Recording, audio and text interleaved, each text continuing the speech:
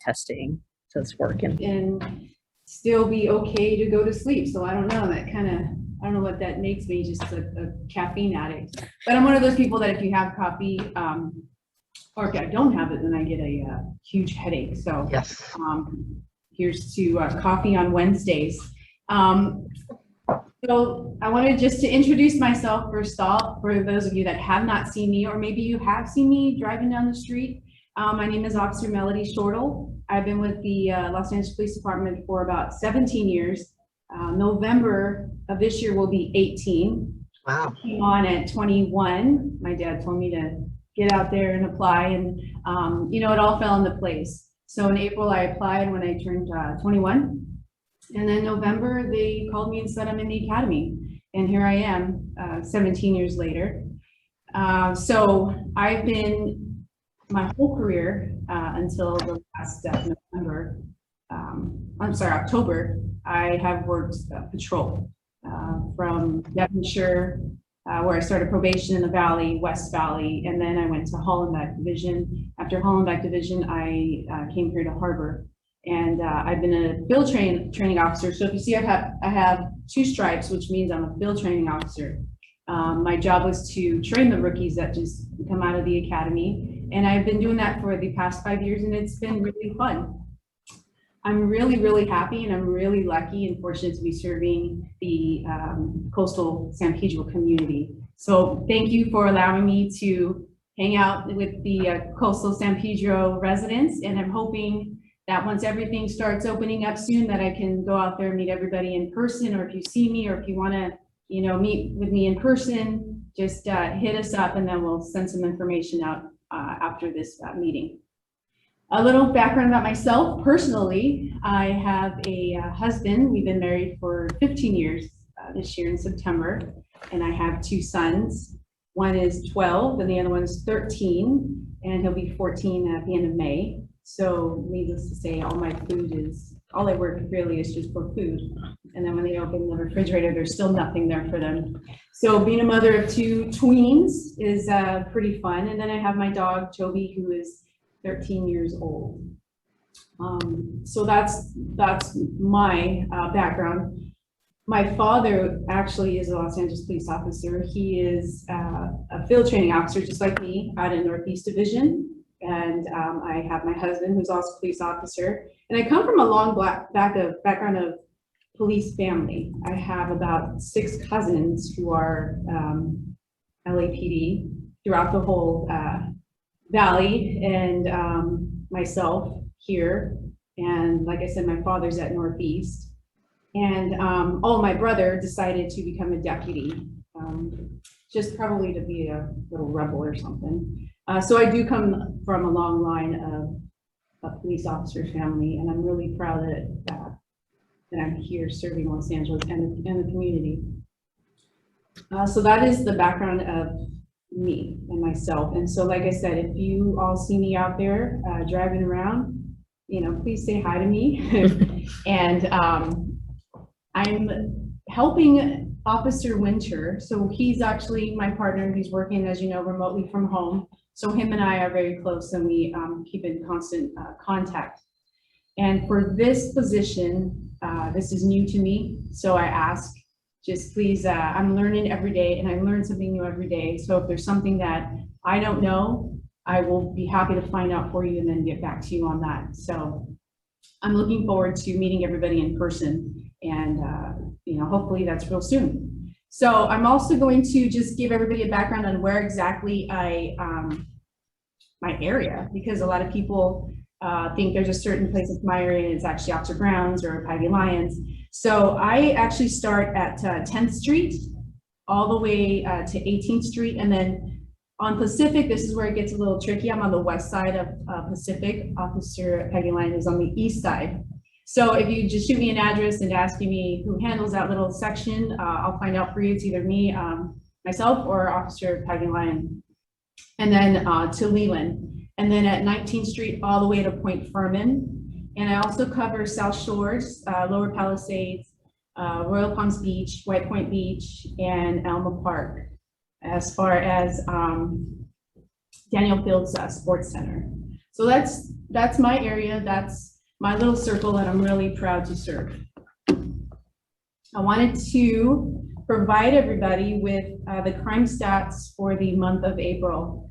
As you know, and as I'm learning, that Sunken City, first off, is a big heartache for everybody down there by Point Furman. And I understand that it's been a problem that's been years. The thing is, now that we have a lot of social media and we have a lot of, Yelp or meetups and things like that, or places that you can Google, and if you Google Sunken City, you'll see that there's places that are people that give, advice like, hey, don't go there, or do go there, and if you go there, it's a risk because police officers will be there.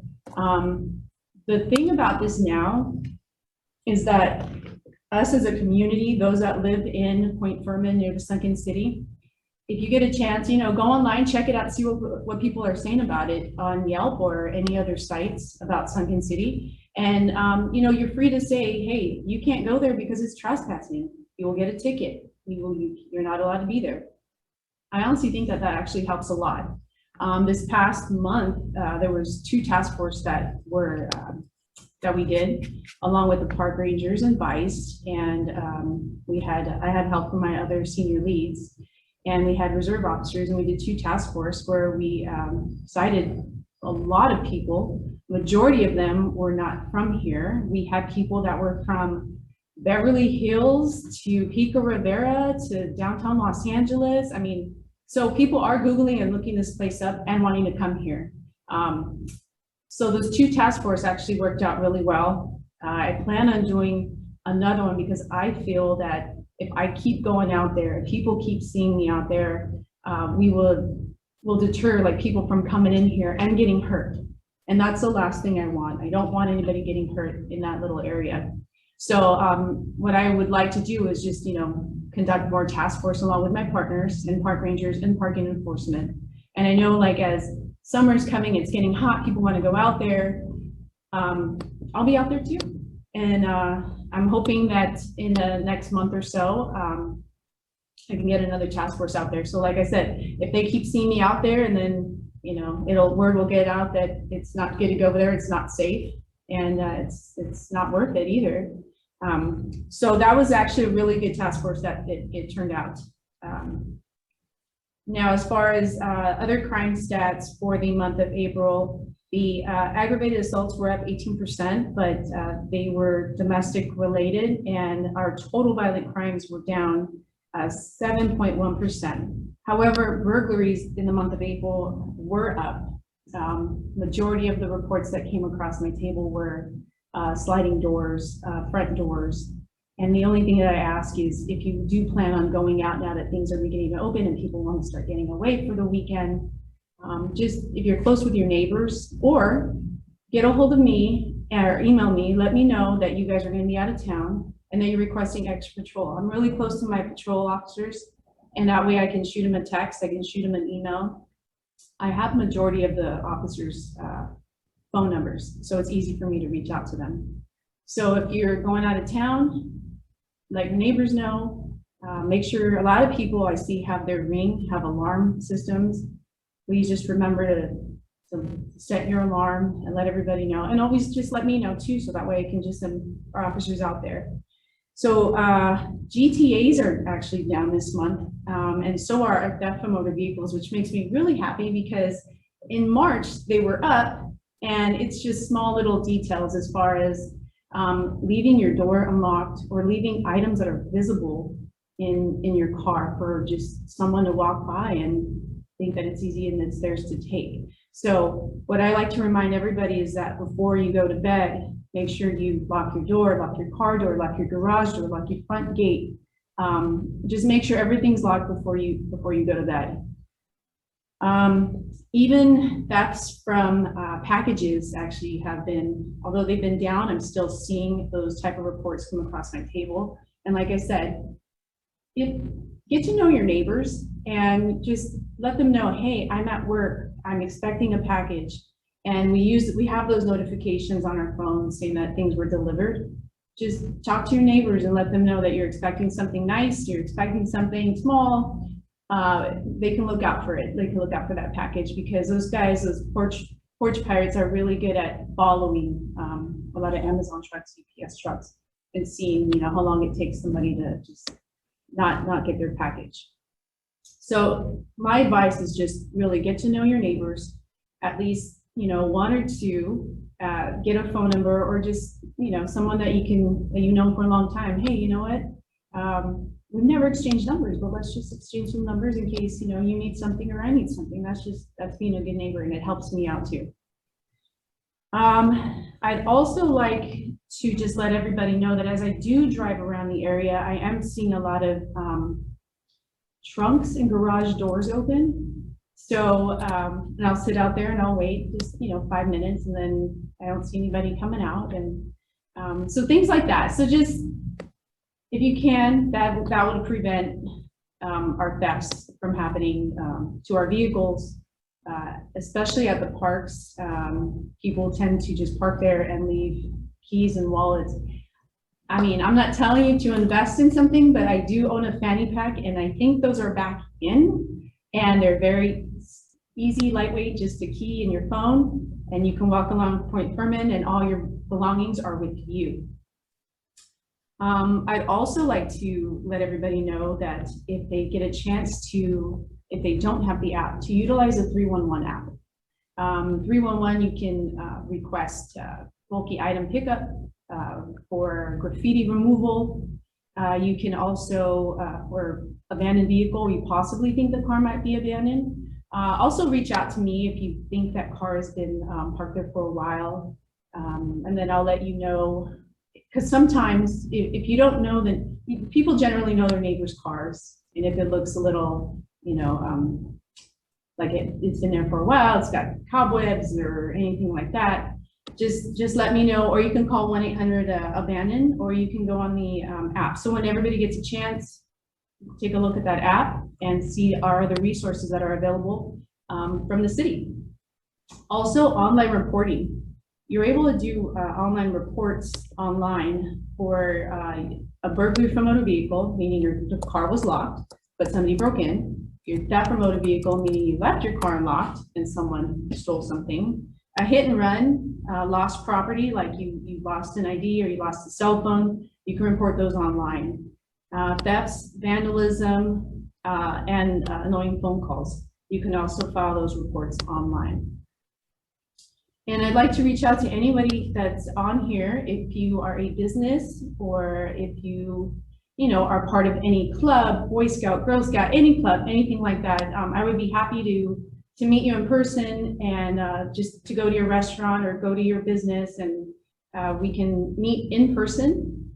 And if you have any events or any meetings that you want to do at the park or meet up at the park, please let me know. I really would like to meet you. And if there's any extra patrol that you would like, let me know. I can reach out to my patrol officers. And like I said, I'm very close to them. So if there's anything you guys need, then I can reach out to them. And then like if I'm on a day off, then I'll reach out to them and then ask them to do some patrol. So if there's anything that you guys need. Also, if there's an elderly person that is in your area that you're not sure, that doesn't have family or has family, or you just want me to check up on them, feel free to just hit me up and let me know and provide me with that, their name and their address, and I'd be sure to check up on them as well. In Cabrillo Beach, pretty soon, hopefully we'll have our ATVs out there, as you know, the sun's starting to come out and things are starting to open up. I'm hoping that our ATVs will be out there soon. And if there's anything that you need, please just, like I said, email me. And if you want to meet me in person, I'm good with that too. And then we'll try to do another time, preferably whatever works for anybody. I know a lot of people are back at work or in work. So just, like I said, just I'm here. So, yeah, so so this is Sergeant Sohn again, the disembodied voice. And so we have a couple of comments in the chat. So I'm going to go through that real quick. And then if anybody has any questions, you can use the raise your hand function or put it in the chat. I'm going to start with June, put in something in the, made a comment about The burden of keeping Sunken City safe should not be on the police. It should be on recs and parks and the city to do what they need to make it, they need to do to make it accessible in the most safe manner. And then, oh, let me try to, I have to scroll down very slowly here. And I feel for the police, just as I feel for all the people who have learned from the experience that this is a dangerous place, and the neighbors who have to deal with the consequences. Let's all come together and put pressure on Buscaino and Shortle to get the necessary work done. It is a political will. Thank you, June. I can't speak on political matters, but I can tell you that after we did our Second City task force, I reached out to Council District 15 to ask about signage and the fence line. So what's happening there is a lot of families, including really little kids, are climbing under the fence and getting into that, the bluffs, which is where it says, you know, no trespass. And so they're talking about how there's some issues with some budget cuts with rec and parks. And I do know that the rangers are planning on hiring additional staffing. But you're correct. This is something that for us, like to give a citation, it only works for a couple of weekends. And that's kind of why we do periodic task forces. But one of the things that you can do to help us is if you see any postings on social media, to just flag it and just report it to, you know, Facebook or Instagram or Google and say this is not an actual hiking trail. And that'll help us, because that's something that we're trying to do, is to notify these sites that this is not a safe place to be. I mean, people have fallen off. We've had, unfortunately, we had 2 deaths within the last couple of months of people slipping and falling. And then we also had, I mean, unfortunately, there's also an issue with suicides in that area. And so, you know, the other ask for CD15 is putting signage for maybe a suicide hotline, which sometimes you see in some other areas. Richard writes, what are the procedures to protect one's property from trespassers and have LAPD respond, e.g. posting, filing from the LAPD? I don't know if you wanted to speak to that. Well, if you have a sign out there that says no trespassing, clearly and visible, also reach out to me if you have not put in a trespass order. Let me know. Oh, can you speak let me up? know if you don't have a trespass order on file. Let me know and I will either meet with you so you can fill one out, because I need one here at the station for our patrol officers. Make sure you have signs that are clearly visible. I would also advise to take photos of your signs that are clearly visible, because sometimes signs have been removed. But if you need a no trespassing order, let me know and I'll either meet you and you can fill it out and I'll make a copy of it and keep it here at our station. As far as call our dispatch.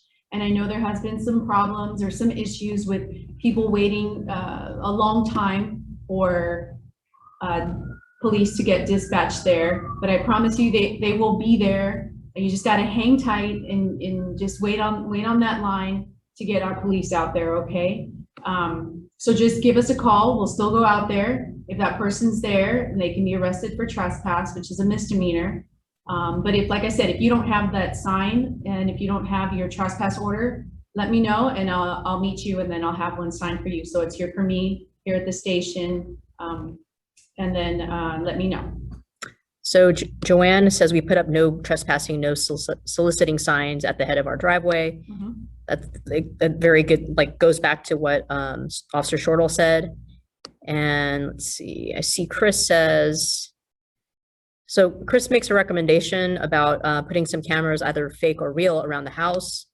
And he also shares an article about how to protect your house in San Pedro. So if you can look at the chat, there's actually some resources there. Thank you, Chris, for posting that.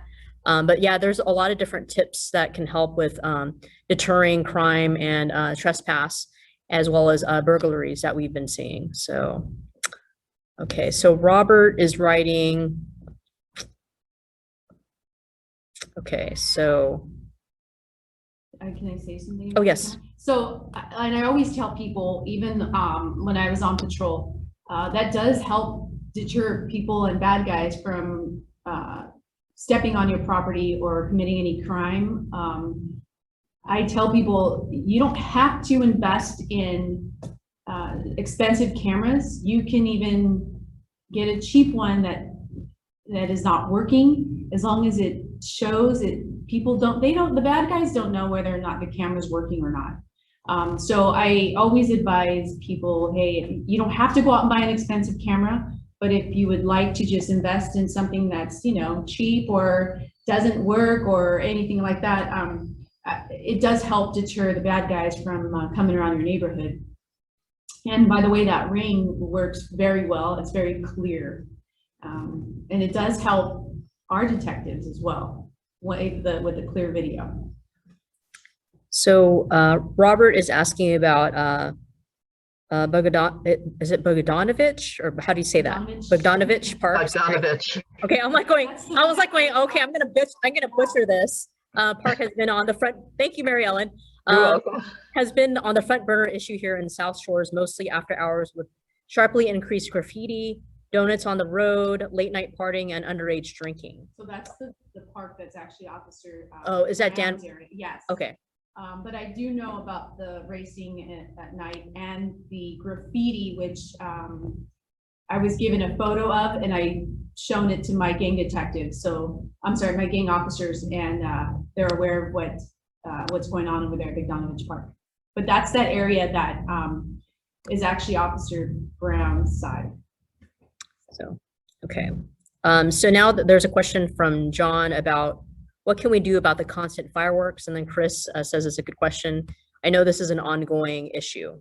So it is an ongoing issue. You can call our dispatch if you do see it, and we'll send our patrol out there. We usually have during 4th of July, we have like a fireworks vehicle. We confiscate the fireworks. Just you have to tell us exactly where they're coming from or what location. It is an ongoing issue. So hopefully, I don't know what's going to happen this year because there may or may be events happening. We just take it day by day. So we'll see how the fireworks goes this year, but we confiscate them if you tell us where exactly it's happening. Because last thing we want to do is we don't want people getting hurt too. I have a friend who's a nurse, and she says during fireworks season, there are so many people that just come in with their hands destroyed. It's sad. So. yeah, and I know that last year especially, I mean, during COVID, it was pretty, it was nonstop for months. And I know that we still have constant complaints about fireworks. So, the big thing is like observing and knowing who actually did it. One of the things that we do with our vice unit prior to the 4th of July is we actually, if you have a good address for, especially people who are supplying or doing that sort of, illegal behaviors. So if you know for a fact that somebody's selling fireworks in your neighborhood and like you have enough, and you see people going in and out and you let us know, we can actually follow up. So basically what we try to do is like be more preventative. And so, it's really hard to capture those people who are lighting them off and they run off.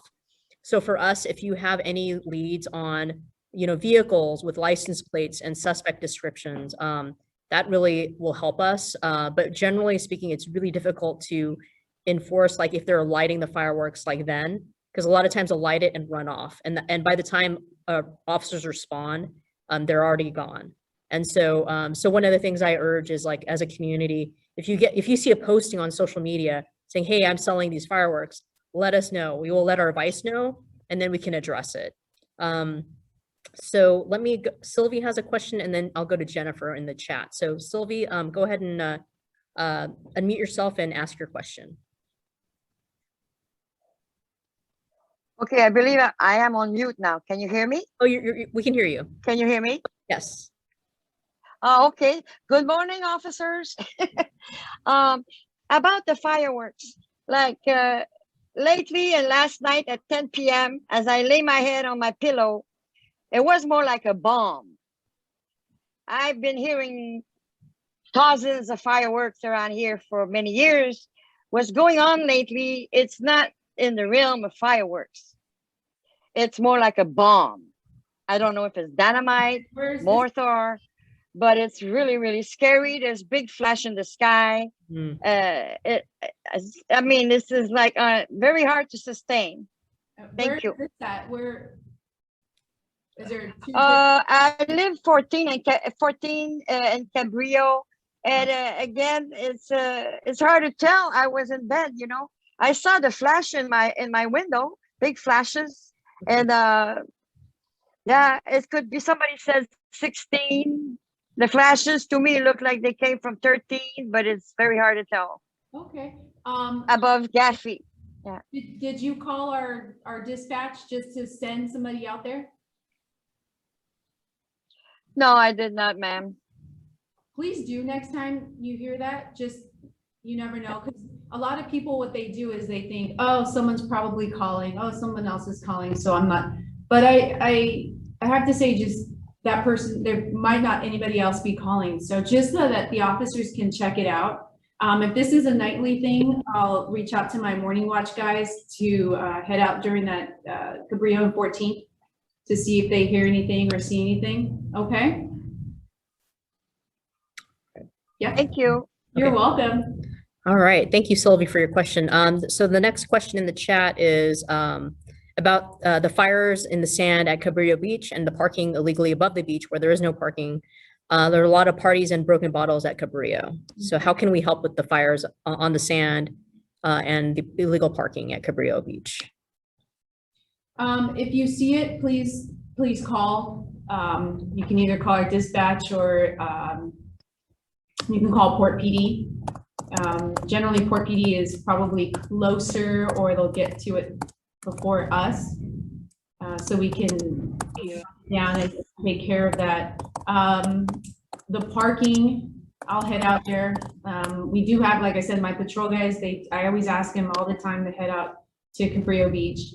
And I know it's going to start, school will be out, I think, like in a month. So I know it's going to start getting, we're going to start getting a lot more people out there. So I'll head out there, and then I'll make sure that our Port PD knows and park rangers know what's going on. And thank you. So Judy has a question regarding the middle part of Point Furman Park is really noisy on the weekend. Does the park ranger, do they enforce noise problems? Other issues are truly awful driving and fireworks. Oops, I skipped over. So, oh, sorry, like I have a tablet, so I just accidentally scrolled too far past.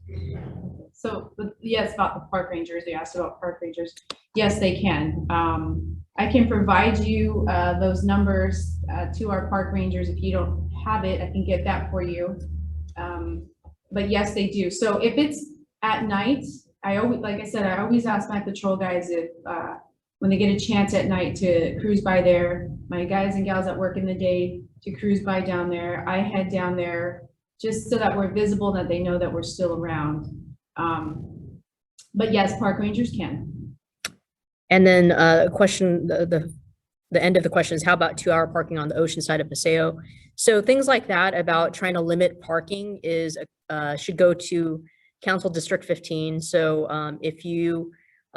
if we have enough voices, they will petition the Department of Transportation and the Bureau of Street Services to change the parking enforcement signs there. Definitely what we'll do is, let me see if I can get a good number and put it in the chat, but yes. So a lot of times, like some of these things that are being asked, I definitely urge people to reach out to Councilmember Buscaino's office, because then they can actually sit there and go, hey, yeah, limit the parking to 2 hours, and maybe do some permitted parking for residents. So these are different ideas that can help with that area.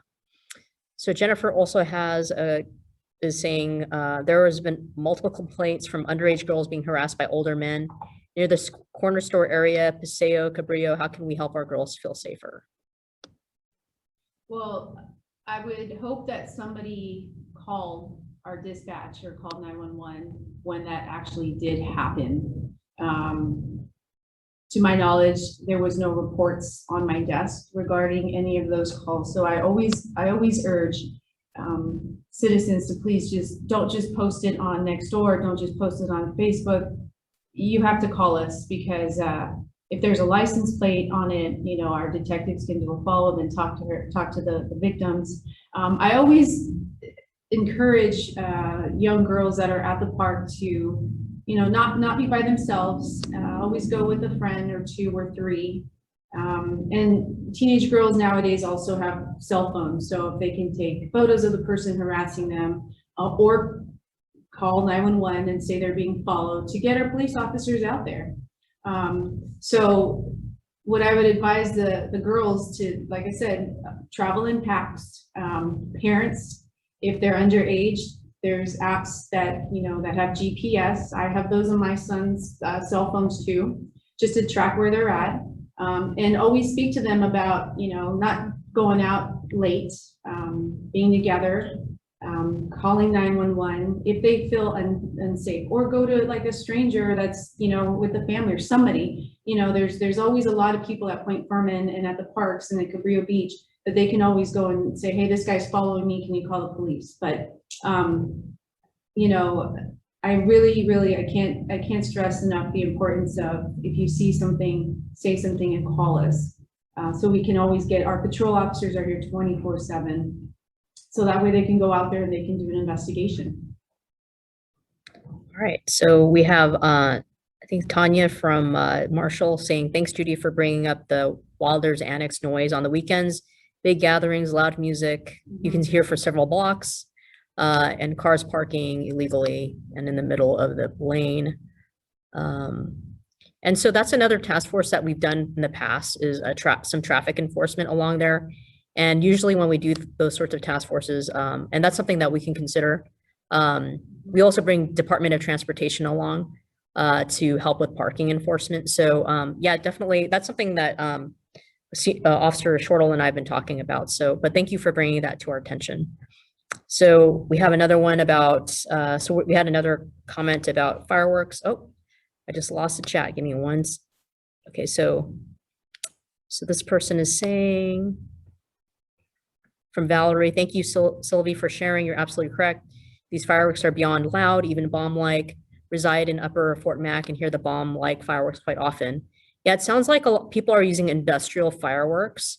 And so this is exactly like, if, the big thing is like, if you see anything on OfferUp or any sort of website that's people are trying to sell these fireworks, let us know and we will send our vice units to address that. Because basically a lot of times by the time people are lighting them, it's like too late. So, the big thing for us is trying to get those fireworks that are being like sold in the area. So if anybody gets wind, if you have like, media savvy, social media savvy folks that can help kind of look at that and just send a quick email or a call to Officer Shortle and we'll get advice on that. So Richard is asking, stop signs in Upper South Shores are pretty much seen as suggestions and not the law. So we also have, and thank you for that, because I also like to know where everyone would like extra patrol, where you would like me to head out there. I'm also fortunate to have myself in Harbor Division. We have a traffic enforcement car. He is a one-man car out of Harbor Division. And he asked me where citizens are asking for extra patrol and for stop signs, things like that, Point Furman. But also Officer Antiporta also serves Harbor City and Wilmington. So, he's a one man that gets bounced around at all of Harbor. But I'll put in a word for him as well to know that you're asking for, traffic enforcement down the South Shores area. Okay. So Gregory is asking, have you noticed any trends as to times of day when property crimes most often take place? In the day, which is kind of odd because in the beginning, majority of the people were home, but now it's just more in the daytime, and it's real quick. And usually there's one person and someone else in a car. So that's when it's happening. Like I said, there's also like lockers, Amazon lockers, I believe, at 7-Eleven or other stores that you can actually have your things delivered there, and then you can pick it up when you get out of work. So like I said, get to know your neighbor if you haven't, and if you're expecting something big or expecting something that you just can't wait to get, and you're going to be out of town or you're going to be at work all day, just let your neighbor know what you're expecting, and they'll be on the lookout for it. But yes, so it's mainly in the daytime. So Mary Ellen is actually bringing up a point that they've been tried to get permitted parking near the coast, but the Coastal Commission won't allow it. So they've tried. So so then the next step would be to try to do, Mary Ellen, I don't know if there was an effort at like trying to do limited like parking hours. Was that also ever proposed? June might know that. I know we tried to get resident permitted parking, even like down by Sunken City on Shepherd and on Carolina. And we even looked into it on Carolina up near 34th to 36th Street for a while. And we talked with Ryan, and he was like, you're going to have to get Coastal Commission permission. And he's never seen it go through anywhere on the coast from PV Estates, Torrance Beach area, all the way over here. And he said, you know, it's a really long process too.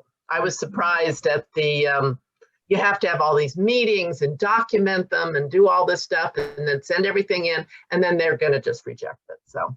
Okay. Well, thank you, Mary Ellen. Yeah, we appreciate the background because yeah, it's unfortunate. And so yeah, it's just basically, I mean, we can do the task forces, but as you know, like what typically happens, we like to do back-to-back ones so that it kind of throws people off.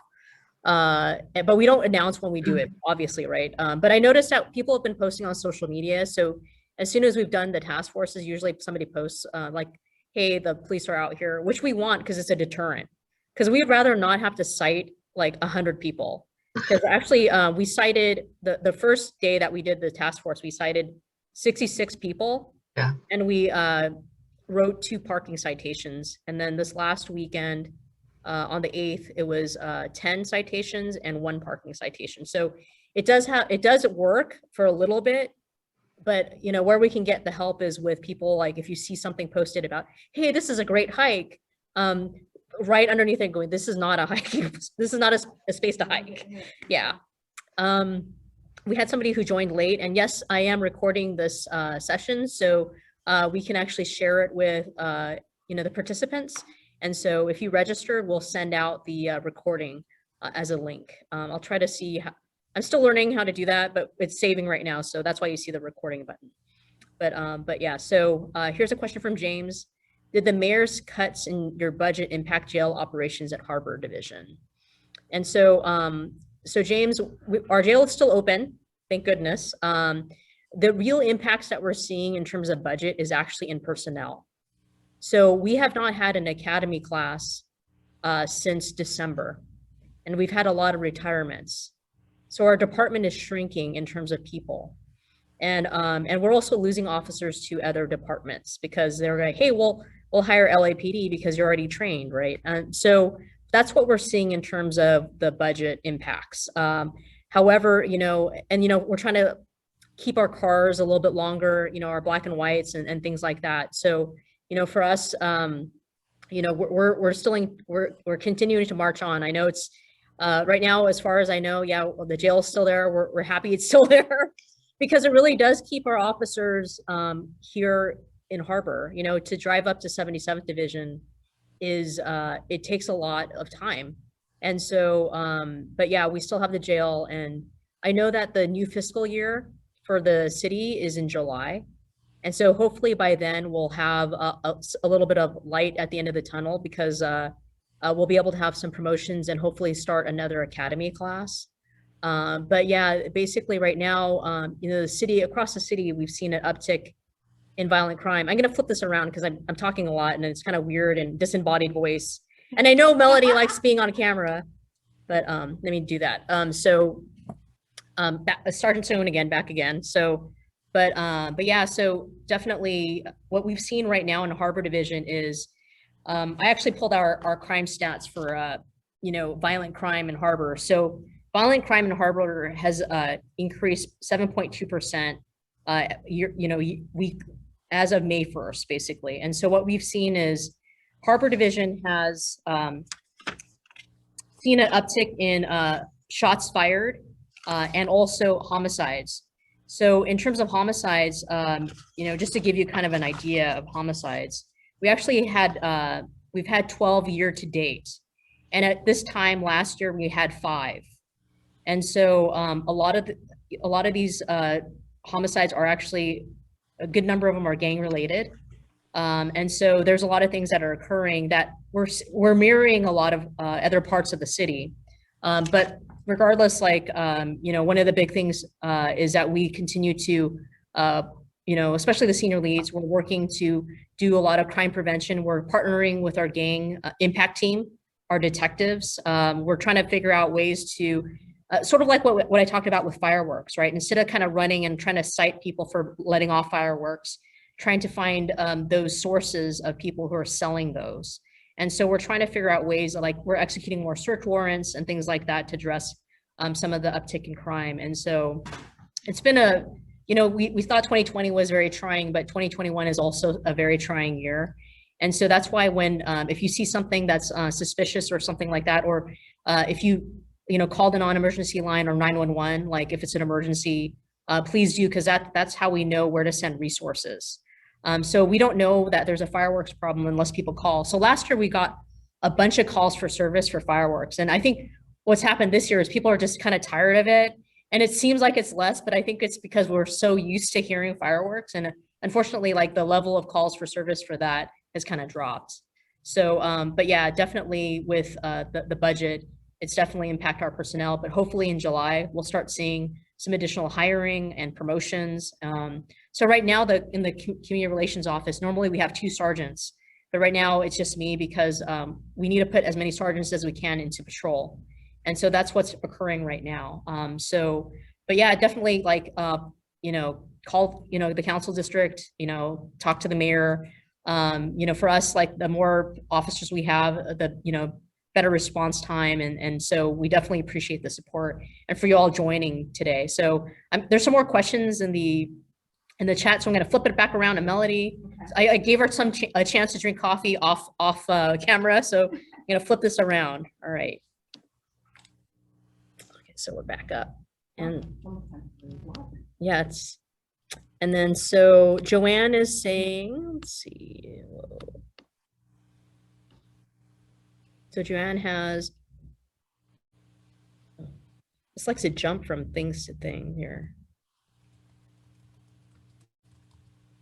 Okay, so Joanne says, CaliforniaBeaches.com promotes Sunken City as a place where geology meets art. Can you shut that down? So I don't know if, we can make an attempt. So what we do, we've actually stopped events from happening. So, I'll forward that. I'll put Officer Shortle's email back in the chat, so you can actually send her that link, and then what we can do is look into that. So because we were able to stop events in the past, but and if enough people complain, the other thing is like you can always email the folks that are organizing it and basically say, hey, this is not a safe place for people to hike. People have died here. And that was one of the things I was like, maybe we should have signs that say like people have died here, and maybe that will deter people. But unfortunately, it's people still climb under the fence or over the fence. So I'm gonna put Officer Shortle's email in here. Yeah, we'll have to look into that. Okay, so. And then there's another comment from, okay, we got a couple. So Leslie is asking, do you still have the transport van? And we do. It's just we haven't used it as much since we do have the jail open here, but we do still have the transport van. So the jail does use it upon occasion. But yeah, definitely appreciate having that as a resource. And then another comment is we have a man living in a boat on 35th and Pacific. I called DOT and it's still there 2 weeks later. Okay, so 35th and Pacific. Okay, so Officer Shortle will follow up. Gordon says, what is the best phone number or way to report homeless person sleeping on the sidewalk? That'd be our dispatch. I don't know. Volume. Oh, it would be our dispatch. And like I said, if there's days where I'm off or I'm doing helping the other senior leads at an event or things like that, it's always best to reach our dispatch first, because like I said, the patrol officers are there 24/7. And if it's something where you can also shoot me an email, but the best way to reach out is our dispatch first. So 1877, ask LAPD. All right, so somebody's, okay. We had a couple more things. So John is saying the guy in the boat has been there for about 4 months, closer to Cabrillo and 36 until recently. Okay. And then Hugh's saying, joined late. Have you addressed homeless folks? I live behind the Smart and Final. We have homeless people in the area. Any suggestions on how to handle this? It's the same couple people that have been in the area for years. Also, can anything be done to get the Smart and Final to clean up the parking lot with all the trash? Okay, so I can head out there and see who's back there. I will speak to the manager on Smart and Final and make sure that he cleans up his area. If the people are there, I can offer them, you know, some resources if they want a place to stay or need a place to stay. But I'll definitely reach out to our Smart and Final manager, and I'll go check that out. Yeah, so I don't know if people have seen, there was an article in the Daily News. It was an op-ed written by Councilmember Buscaino about LASA. So typically LASA has been one of the resources that we direct people to in terms of notifying them of like people who are homeless that maybe are kind of camped out there to provide them resources and possibly housing. And so unfortunately, it's a lot of people who are homeless are service resistant. So a lot of times when LASA goes out or when we go out and try to refer them to LASA, a lot of times they're reluctant to go into housing. So one of the things that was recently opened up is that Vagabond Inn is now a Project Room Key location. So Project Room Key is a state program where they pay hotels and service providers to get homeless folks off the streets, particularly people who are elderly, so 55 and older, and so folks that maybe have health issues. And so we were able to, so the encampment that's off of Gulch, like in some areas at like near the post office, the encampments are getting smaller with some of these resources, but you know, Senior Lead Officer Shortle will go and check out that location and hopefully refer them because you know, homelessness is a really complicated problem. And, you know, for law enforcement, we have a very limited role. You know, we can do, our focus is mostly now has been to like criminal aspects in encampments and like criminal activity. But, you know, CD15 and LASA and the mayor's office, they've been really pushing towards, you know, building housing and trying to link people to the resources that they need. So hopefully, but we will follow up on that. Somebody is saying that the boat is blocking the bike lane. And then Joanne is saying a lady has been living in her car at B of A parking lot over a year now. Is this the one off of 25th and Western? Okay. Okay. Joanne, is that the one off of 25th and Western? Yes. Okay. She says yes. Okay. We'll follow up there as well. So there are some safe parking programs that have been opened by CD15. Unfortunately, those are mostly, there's actually one by San Pedro City Hall. So it's a safe parking place for overnight parking.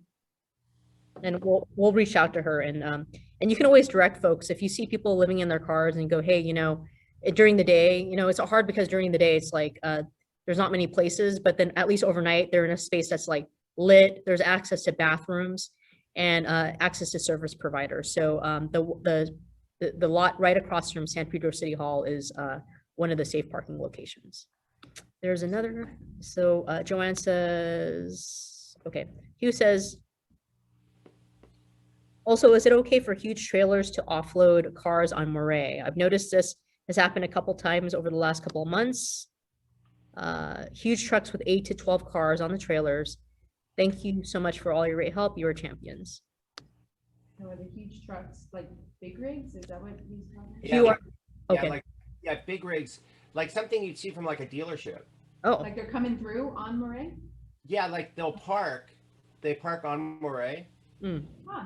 and it's huge. It's like, Usually around what time? yeah, I think I noticed it on Saturday. I mean, it caught my eye. It's happened a few times because it's like it takes them like 2 or 3 hours to unload all these cars, and I'm like, I don't know. It's just like really weird that they have these cars. Where are they taking those cars? Where are they moving them to? I don't know if they're making deliveries. I don't know if he's taking a break and he's switching cars around. I haven't like watched him intensely, but you can't miss it because it's like, yeah, it's a huge big rig. Okay, I'll check that out. Maybe They're nice cars. ordering, you can order cars online, and I'll go check it out. Yeah. And is that a new thing? Well, I know you can order cars online now, and then a truck will deliver a car to you, but that's new about, a big rig with a bunch of cars on the range. That is a kind of a strange, Yeah. yeah. Because Jennifer has a similar question about, or comment about seeing a car offloading on big rigs on Pacific near 38th. Pacific and 38th. So, Okay. yeah, we'll take a look We'll because take- it's, yeah. Should I ask the person next time if I see that? Is that okay to ask him what the deal is? Sure. Yeah, absolutely. Okay. Absolutely, and see what's going on. And then once you find out, I'm curious, say if you find out before me, shoot me an email, let me know. Maybe that's like to them, that's just a street that isn't crowded, but it shouldn't be there for park there. So yeah, you can totally do that. Great. And officer, what's your name? Mine? Yeah. Shortle. Shortle. Okay. Short with the LE at the end. That's what I always tell everybody. Great. Thank you. Uh-huh. yeah, so I'm going to put her email address. So Officer Shortle, I'm going to put her name and her email address in the chat here. So Senior Lead Officer Shortle and her email. And so you can also email her more specifically if you have more details or photos. I'm sorry. Can I ask you one more thing, officer? Sure. I mean, there's probably nothing that can be done about this, but 25th Street is like a racetrack now. And you might have even brought this up. I mean, the racing up and down the street is crazy. And then sometimes even on the, it'll happen every once in a while. They'll just be doing crazy donuts in the Smart and Final parking lot late at night. So I guess it's the fact that they probably feel very comfortable that there's not a lot of presence, that they can just do whatever they want, with the racing and stuff. But man, that'd be nice to. I'll let my morning watch guys know, and we have Officer Rowe. I'll shoot him an email, let him know about this meeting today. Yeah. Okay. Yeah, it's a lot. I know. And I'm definitely going to talk to the Smart Final manager. I'll tell you that the manager there is a sweetheart. She's great. She's really great. But I guess it's when Albertsons was there, they had dump trucks back there or the stuff, so they were pretty much on top of the cleaning up. But it's just slacked off a lot. I'll go say hello. Thank you. Of course. All right, thank you for your question, Hugh.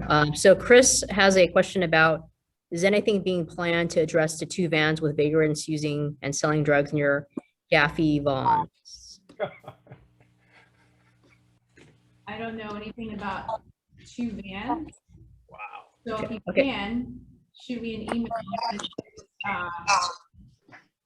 for narcotics, for me to send info to my narcotics. It's been several months, and I'll certainly email you directly. please do. It's been on other people's radar. I think it's been on Officer Brown's radar. It's been on Chris Ike's radar. It's been all over the neighborhood watch pages on Facebook, but the guys are aggressive. They're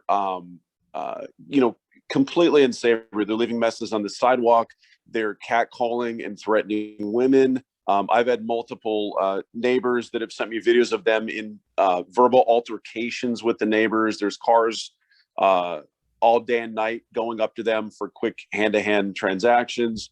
And generally speaking, they're also living in those cars. I know that that's been a little bit relaxed because of COVID, but That's still the living in their vehicle, that's still taking place. That's what taking place. And the guys have been on both sides of the Vaughns on 12th or 13th for many months. There's a gold GMC minivan, and there's a darker black, what looks like a Chrysler minivan. But I'll send you photos and all the info that I have. They're just super aggressive. Yeah, and then time of day. Okay, so I can forward that to my narcotics. Yeah, well, it's all day and night, but I'll give you all the info. Okay. Thank you. Okay. Great. Okay, so we have time for one more question. So Sylvie, I see your hand is up. So go ahead and ask your question, and then we'll close out after you. Thank you. Okay, can you hear me? Yes. Okay. So I am in the Danielsville area, and I find that strange you never heard about it, because I did send so many emails to SLO Winter, and I thought I CC'd you also about this ban. They've been around here for 2 years. And some officer asks them to move, then they move 1 block away, then they go back to the same block. That they're always around Vaughn's, and now they're by the Boys and Girls Club on 13. Before they were by the Boys and Girls Club on 12. This is 1 block away. And these people are attracting all the buyers of drugs. They slow down there during the night. Okay, so and buy their drugs. They're during the And day. during the day, there's a lot of homeless that navigates to them. And some people say they sell these heroin and cigarettes and all of that. So that's been reported for 2 years. Okay. 2 years. Okay. Were they? Yeah. Are they there mainly at night? They're there all the time, ma'am, 24/7 for 2 years. Okay. The brown van, now there's a green van. They distance themselves. Now they're friends. There's a white van, a green van, the brown van, another brown van now. It's growing, and they disperse themselves from one side of the street to the other. Okay. You know? Okay. All right. Yeah.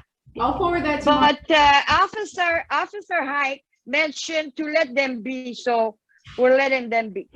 Oh, Officer Ike. Okay. Yeah. So yeah. Yeah. I'll talk to Officer Ike, and then I'll get. Thank you.